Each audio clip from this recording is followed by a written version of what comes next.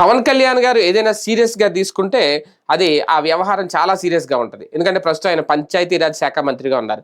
పంచాయతీరాజ్ శాఖలో ఆయన చాలా కీలకమైన మార్పులు తీసుకురావాలనుకుంటున్నారు. ఒక రకంగా ప్రక్షాళన దిశగా ఆయన నిర్ణయాలు ఉంటున్నాయి అనేది.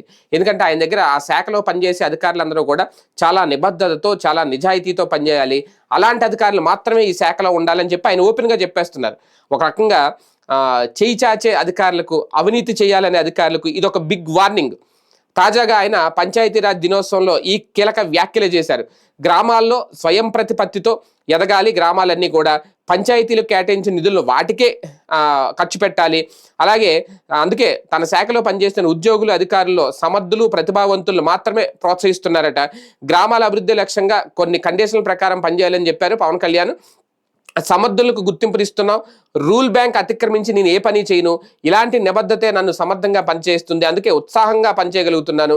పంచాయతీరాజ్ శాఖలో పోస్టింగ్ల కోసం ఎమ్మెల్యేలు, మంత్రులు చాలా మందిని సిఫార్సు చేస్తున్నారు. కానీ సమర్థులు, ప్రతిభావంతులు అయితేనే తీసుకుంటున్నాను అని చెప్పేస్తున్నాను అంటూ తన అభిప్రాయాన్ని ఓపెన్గా చెప్పేశారు డిప్యూటీ సీఎం. ఈ 10 నెలల్లోనే చాలా చేశారట.